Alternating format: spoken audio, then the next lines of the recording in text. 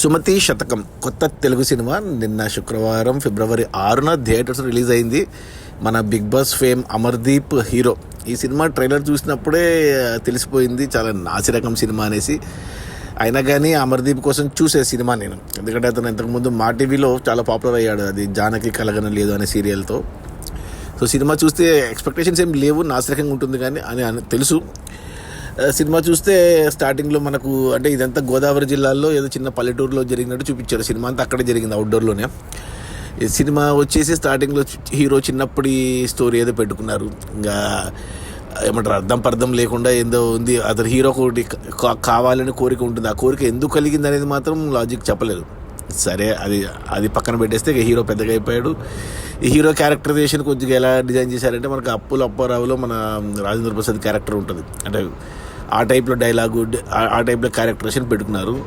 అది వర్కౌట్ అవ్వలేదు. ప్లస్ హీరోకు ఫ్రెండ్గా మన టేస్టీ తేజ, అతను బిగ్ బాస్ నుంచే, వీళ్ళిద్దరి కాంబినేషన్లో పెట్టుకున్నారు సినిమా అంతా. ఇక తర్వాత ఇంకో తెలిసిన క్యారెక్టర్ మహేష్ విట్ట, అతని క్యారెక్టర్ ఉంది. అతను కూడా బిగ్ బాస్ నుంచే వచ్చాడు. సో వీళ్ళ ముగ్గురే తెలిసిన మొఖాలకి. అంత సినిమా అంతా కూడా అంతా ఊర్లో ఉన్న వాళ్ళతో యాక్ట్ చేయించినట్టున్నారు. ఒక్కడికి యాక్టింగ్ రాదు. దానికి తోడు బ్యాక్గ్రౌండ్లో మ్యూజిక్ డైరెక్టర్ ఎవరో కానీ, కొత్త అతనో మరి పాత అతనో తెలియదు కానీ ఇష్టం వచ్చినట్టు డామినేట్ చేసుకుంటూ అతను ఇరిటేషన్ వచ్చేలాగా ఉంది బ్యాక్గ్రౌండ్ మ్యూజిక్ కూడా.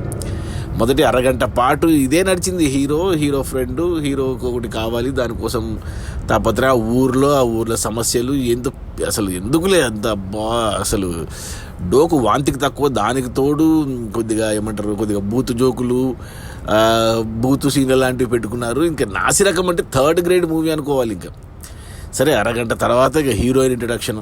ఆ హీరోయిన్ అమ్మాయి, కొత్త అమ్మాయి, ఎవరో బాంబే అమ్మాయి అనుకుంటా. పాపం నోరు తెరిచి మాట్లాడలేకపోతుంది, జస్ట్ అలా బొమ్మలాగా నిలబడింది, అంతే చిన్న పిల్లలాగా ఉంది. ప్లస్ హీరోయిన్తో పాటు మనకు విలన్ ఇంట్రడక్షన్, ఎవరో లోకల్ విలన్స్ వాళ్ళు. ఇంకా హీరోయిన్ ప్రేమలో పడేయడానికి ఇంక మామూలుగా ఇంకో అరగంట సినిమా. అక్కడ పాటలు, ఇంకా అమర్దీప్ కొద్దిగా డ్యాన్సులు బాగా వేస్తాడు కాబట్టి 1-2 పాటల్లో ఒక్కొక్క స్టెప్ లాంటిది పెట్టుకున్నారు. ఏదో ఇంకా అలా అయిపోయింది. వెయిట్ చేస్తారు. మామూలుగా ఎంత చెత్త సినిమా అయినా ఏదో ఉంటుంది, ఇంటర్వెల్ బ్యాంగ్, దాని మీద డిపెండ్ అయి ఉంటుందిలే అనుకున్నా. అందులో మంచి టైటిల్ పెట్టుకున్నారు, సుమతి శతకం అనేసి.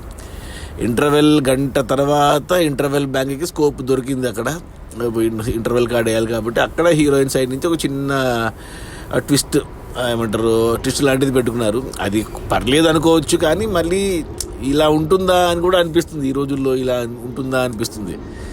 సరేలే, ఏదో పెట్టుకున్నారు. ఇక సుమతి శతకం అనే టైటిల్కి జస్టిఫికేషన్ జరిగిందని సరిపెట్టుకున్నా. ఇక సెకండ్ హాఫ్ అయితే 1:15 ఉంది బాబు. ఇంకా అది టార్చర్కి పరాకాష్ట అనమాట. ఫస్ట్ హాఫ్లో మొదటి అరగంట ఎంత టార్చర్ పెట్టిందో, సెకండ్ హాఫ్ మొత్తం అలా టార్చర్ పెట్టింది. ఒక సైడ్ ఏమో ఊరు సమస్యలు అని చెప్పేసి, ఊరు అంటే అంత కామెడీగానే తీసుకెళ్లారు, కానీ కామెడీ పండలేదు. దానికి మెయిన్ యాక్టర్లు అంటే అందరూ ఊర్లో వాళ్ళే చేశారు, ఎవరికి యాక్టింగ్ రాదు. ఇక అమర్దీప్ ఎంత ఎనర్జీగా ఉన్నా, టేస్టీ తేజ అంటే కెమెరా భయం లేకుండా బాగా చేసినా, ఇంకా వాళ్ళిద్దరే, ఇంకా మహేష్ విట్ట, ఈ ముగ్గురే బాగా చేయగలిగే వాళ్ళు. మిగతా అందరికీ ఎవరికి యాక్టింగ్ రాలేదు. ఇదేదో సినిమా ఊర్ల జనాల కోసం తీసినట్టుంది. ప్రతి ఒక్కరిని పెట్టడము, ఇష్టం వచ్చిన క్యారెక్టర్లను తేవడము. ఇక సెకండ్ హాఫ్లో వెళ్తుంది సినిమా. ఇంకెందుకులే, ఇంకా ఆ మాటలేందో, ఆ పాటలేందో, ఆ బ్యాక్గ్రౌండ్ మ్యూజిక్ ఏందో, ఆ యాక్టింగ్ ఏందో, ఒక కథ కమామేష్, ఒక స్క్రీన్ ప్లే ఏమీ లేదు అసలు. ఎంత చెత్తగా ఏదో చుట్టేసినారు. ఏదో ఊర్లో పోయి ఈ సీన్ది, ఆ సీన్ యాడ్ చేయి, ఈ సీన్ది ఆ సీన్ యాడ్ చేయి, ఇట్టనే ఉంది సినిమా అంతా. ఆ కాన్ఫ్లిక్ట్ ఏందో లాస్ట్కి ఇంకా అబ్బా ఎందుకులే, ఇంకా ఎప్పుడైపోతుందిరా బాబు అన్నట్టు ఉంది నాకు. సినిమా 2:15 తర్వాత ఎండ్ కార్డు పడింది. బతుకు జీవుడా అనుకుంటూ వచ్చాను. అసలు ఎందుకు తీస్తారు వీళ్ళందరూ? ఈ జబర్దస్త్ నుంచి, బిగ్ బాస్ నుంచి పోయిన వాళ్ళందరూ హీరోలు కావాలని అందరూ. ఇంతకుముందు మనం చూసాను 9 ఏళ్లలో ప్రతి బిగ్ బాస్ విన్నరు ట్రై చేశాడు హీరోగా, ఎవ్వరూ సక్సెస్ కాలేదు. అన్ని నాసిరకం, అంత కొత్త. అంటే వీళ్ళతో పెద్ద ప్రొడ్యూసర్లు, పెద్ద డైరెక్టర్లు సినిమాలు తీరు. సో వీళ్ళని పెట్టుకుని ఎవరో కొత్త ప్రొడ్యూసర్లు, ఏదో సినిమాల మీద మోజున్న వాళ్ళు తీస్తారు, ఇలా చెత్తగా నాసిరకం సినిమాలు తీస్తారు. అక్కడికి వాళ్ళ కెరీర్ అయిపోతుంది. ఇంకంతే, మళ్ళీ బ్యాక్ టు టీవీకే వెళ్ళాల్సిందే వీళ్ళందరూ.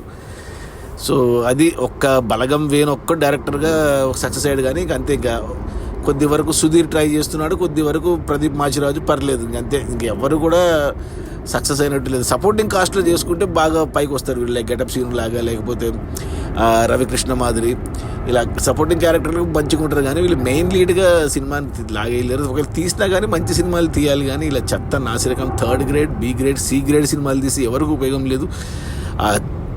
సినిమా తీసిన వాళ్ళకి ఉపయోగం లేదు, చేసిన వాళ్ళకి ఉపయోగం లేదు, మనకు అంతకంటే ఉపయోగం లేదు. సో నా రేటింగ్ వచ్చి 1/5. అసలు యాక్చువల్గా 0 ఇవ్వాలి, ఇంకా 1 కూడా కేవలం అమర్దీప్ కోసం ఇస్తున్న 1 అంతే. ఇంకా సినిమా చూడాలా అంటే ఇంకా చూస్తే చస్తారు. అంటే థియేటర్స్లో ఉండదులే, వెళ్ళిపోయి ఉంటుందిలే, కానీ ఓటీటీకి కూడా రాదు, ఎవరు కొనుక్కోరు, ఓటీటీకి రాదు, టీవీకి రాదు. ఇది ఇంకా అంతే, ఒక చెత్తబుట్టలో సినిమానే కాదు. ల్యాబుల్లో పడి ఉండడం కంటే ఒక రోజు థియేటర్కి వచ్చి పోతుంది అలా. అది ఈ సుమతి శతకం.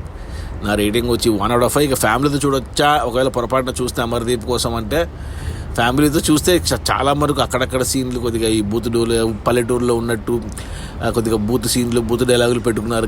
బ్యాక్గ్రౌండ్ మ్యూజిక్ కూడా ఒక రకమైన booth background music.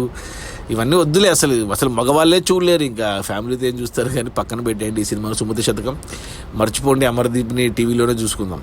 Okay, bye.